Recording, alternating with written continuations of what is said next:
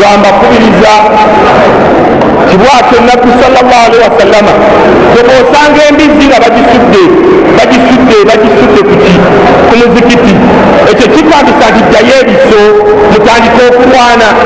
Omubaka gwe tugoberera Muhammadi teyafuna ku bizibu ng'ebyo. Omukyalo omu yaddanga n'akuba pupu empitambi mu kkubo nabbi we yayitanga, ate nabbi yamumanya n'amanya nti oyo omukyala yakikola, naye nabbi yayoolanga buyozi n'akasuka ebbali.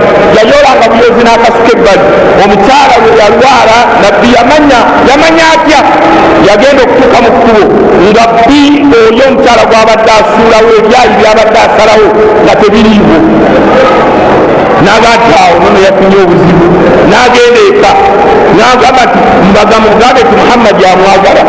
Abaana ne bamugamba omukyala n'agamba Muhammadi anjagaza ati, naye bwe yavaayo yamugamba awaayo ogamba ki? Namwati anze kulaba kizibu kyakutuuseeko, ye ndi mulwadde inategedde wategedde otya, kyanti akalimu kaliko obadde oteeka mu siteesa wali mumasaŋŋanzira, bwe sikasanzeewo ne mmanya nti mukama wange yalwadde yali yampa akalimu kyekindeese.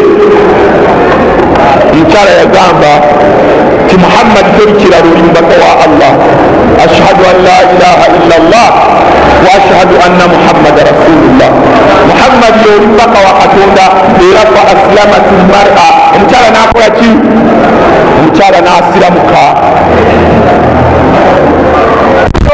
Njagala okumaliriza nga mbakuutira okukuuma obusiraamu bwammwe, mukuŋŋaanye ssente, simamuya mugende mufune ekifo kyammwe eky'Abannayuganda, mufune senta, mufune masjidi yammwe we mukuŋŋaanyiza abantu.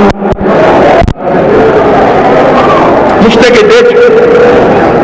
Ab'Ebungereza East London Forest Gate baafuna ekifo, kati muzikiti munene nnyo era tugenda kuteekateeka genda guggulawo, nze nagusimbako ejjinja.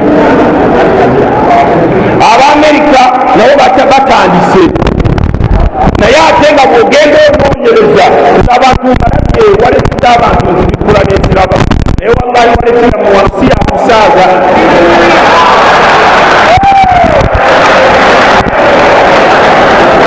Wallahi walekita munsi ya kusaaga.